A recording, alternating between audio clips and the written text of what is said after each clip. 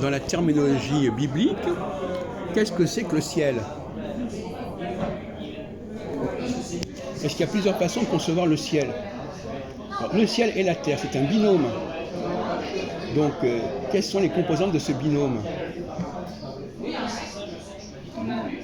Alors, il y a deux théories là-dessus. Non, mais justement, moi je suis pas là pour faire des exposés. Je suis là pour inviter à réfléchir. Quelles sont les deux possibilités d'acception du mot ciel?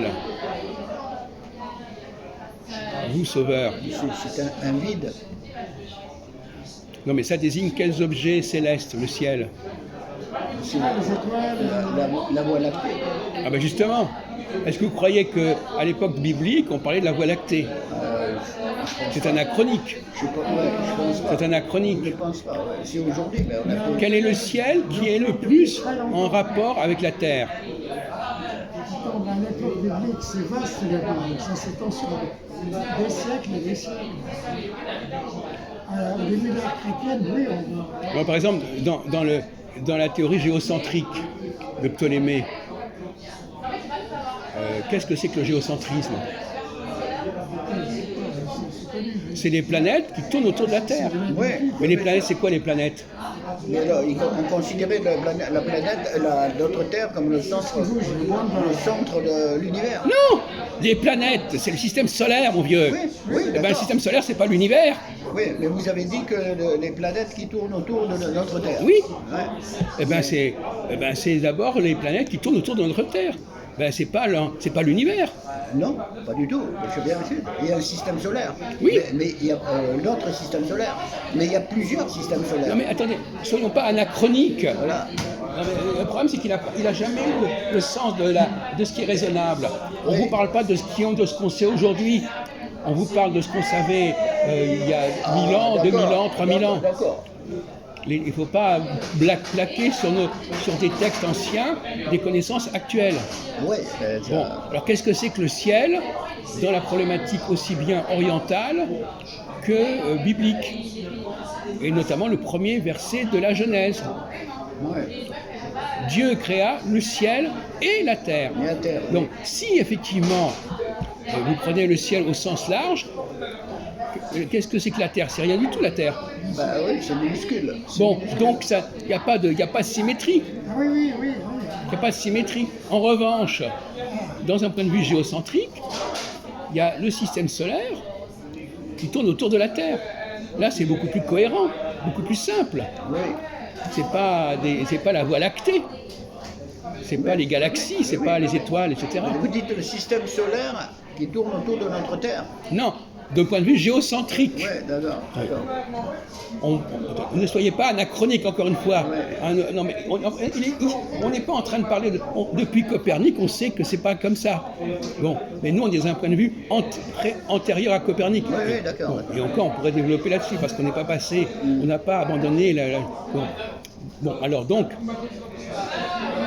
la question que je vous pose, c'est, dans la Bible, qu'est-ce que c'est que le ciel? Et deuxièmement, qu'est-ce que c'est que cette relation ciel-terre? Qu'est-ce qu'elle veut dire? Pourquoi mettons en rapport le ciel et la terre? Pardon, tu voulais nous parler de notre sujet, je pense. Oui, je sais, mais on va terminer là-dessus. Bon.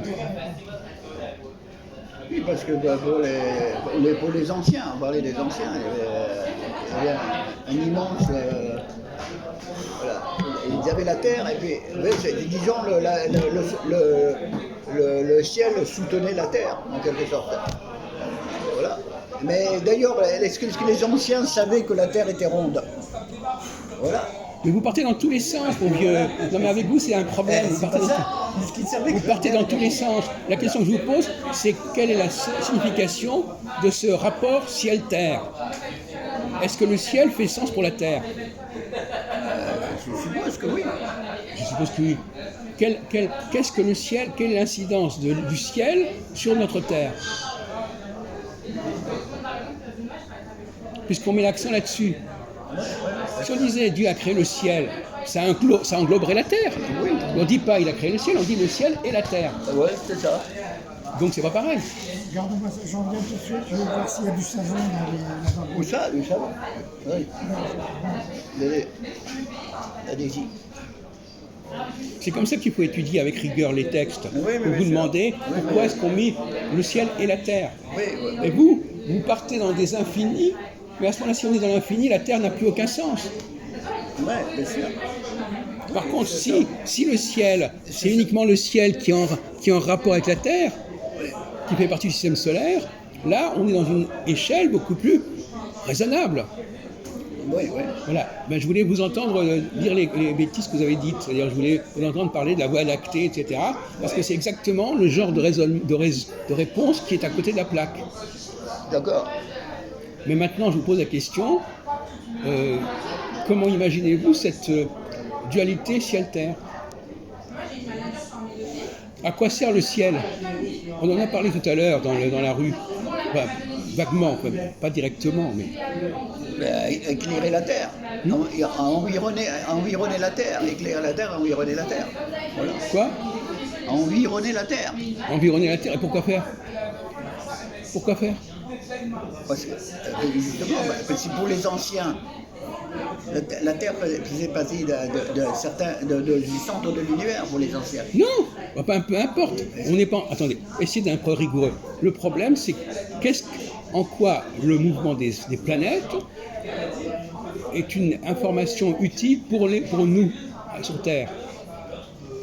Le mouvement des planètes.